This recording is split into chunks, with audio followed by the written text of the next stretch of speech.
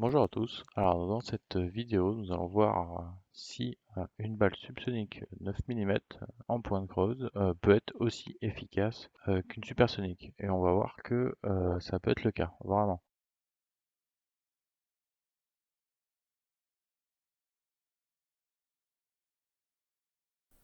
Donc pour bien démarrer, on va surtout vérifier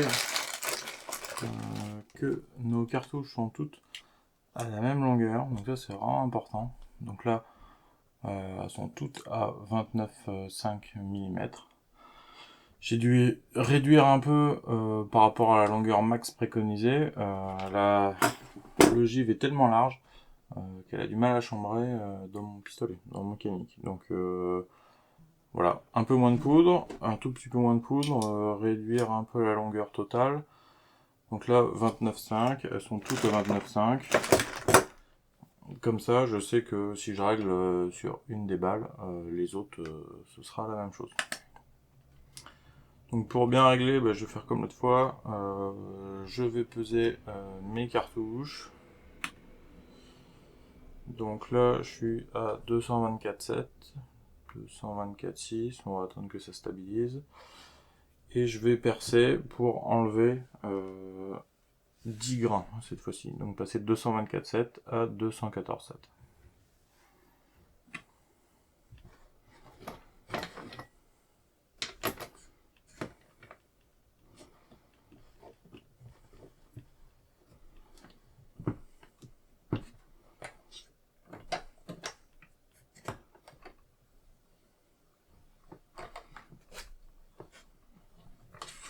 Là, je vérifie quand même que c'est bon. Mon encoche est bien dedans. On peut y aller de bon cœur.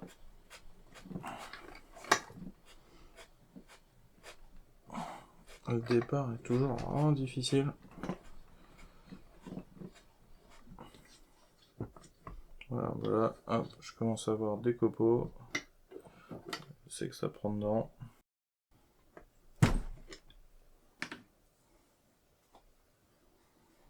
Là, je suis à 221. J'ai encore du boulot. Mais bon, on voit notre ogive plutôt bien faite. Là, elle est bien propre dès le premier coup. Là, je suis 214,6, 214,7, ça bouge un petit peu avec l'éclairage qui chauffe fort.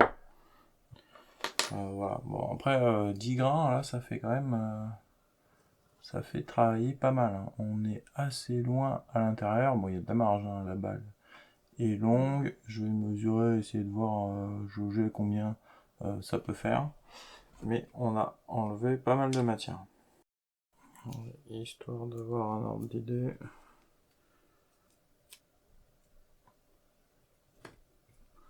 Là, je suis jusqu'au bout.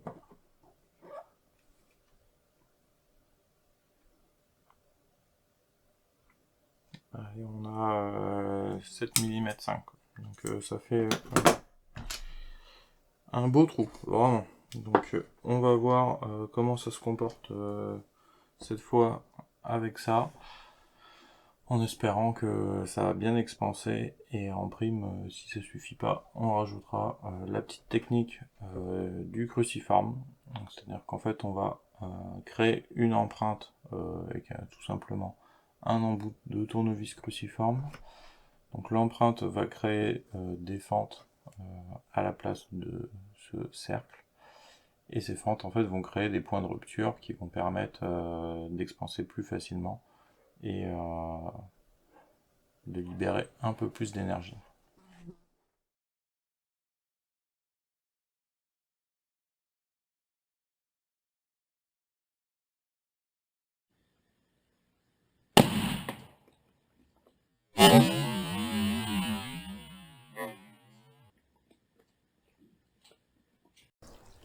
Alors ici on va voir le résultat. Donc l'argile n'est pas forcément très dense et finalement si dur que ça. Donc les résultats visuellement sont pas extraordinaires, mais en tout cas ça permet de voir ce qui se passe. Donc là on a notre trou de 9 mm qui est vraiment petit, qui est rentré bien comme il faut.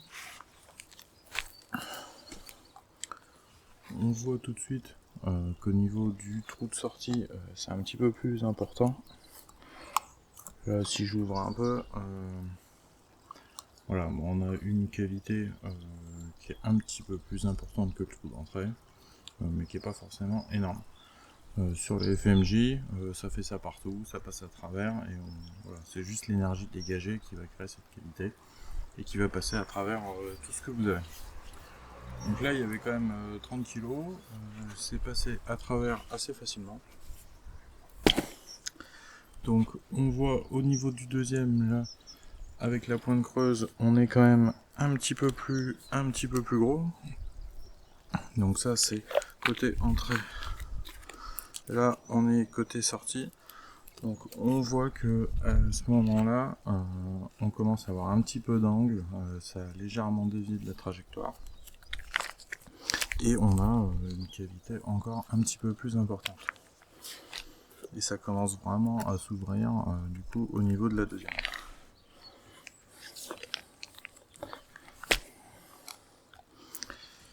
Et là sur la dernière, c'est là où on voit vraiment l'expansion, j'allais dire maximum. Donc, si j'enlève le plastique, voilà. Donc on voit là, on a vraiment pris pas mal de volume. Donc ça c'est intéressant parce qu'on est facilement à deux fois la taille de ce qu'a pu faire une FMJ. Enfin, voilà, c'est un petit peu petit derrière parce que c'était collé au bidon d'eau, c'est dommage. Je pensais qu'avec les 30 kg d'argile et le bidon d'eau, j'aurais pu récupérer l'ogive, mais bon, loupé, c'est quand même passé à travers, donc ça montre que ça reste assez puissant et que ça traverse encore presque trop, j'allais dire. Voilà, donc une belle cavité, ça fait un beau trou. Ce que je ferai la prochaine fois, je redécouperai les blocs en deux, voilà, pour avoir 2 fois plus de profondeur. Je mettrai un petit peu plus de bidon d'eau pour être sûr de récupérer quelque chose. Donc ça, c'est les débris que j'ai récupérés. Voilà, je les ai retrouvés quelques-uns. En plus, j'ai pu identifier, il y a pas mal d'argile de coller dessus. Donc on voit la jaquette, c'est disloqué, on a quelques morceaux. Là, j'ai retrouvé une partie du noyau. Bon, encore une fois, ça veut pas dire grand-chose vu que ça a éclaté contre le bois. En tout cas, c'est intéressant de voir sur l'argile que ça a bien fonctionné.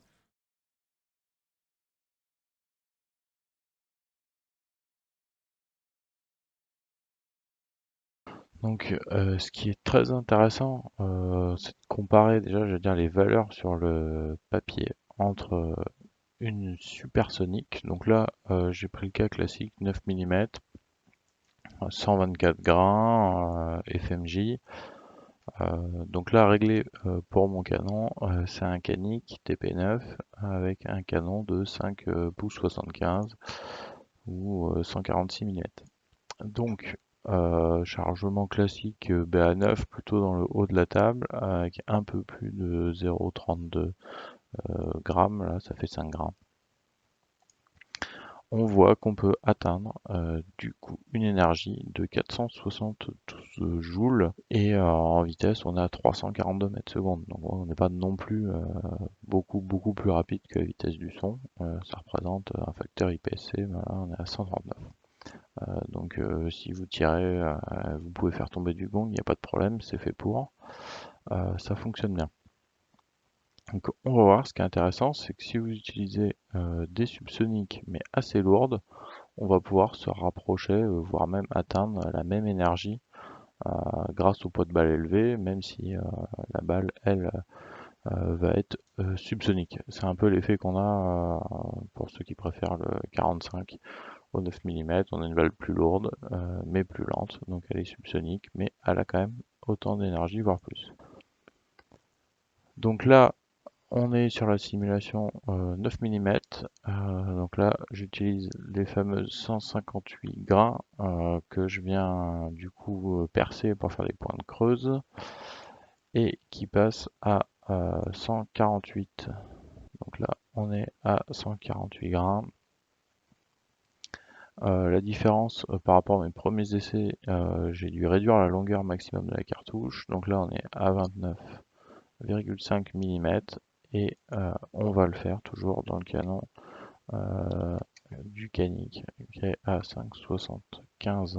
Donc on a notre projectile qui est beaucoup plus lourd. On passe à 148 grains, donc hop, 9,59 grammes par rapport aux 124 grains. Donc là on est à 8,04 grammes.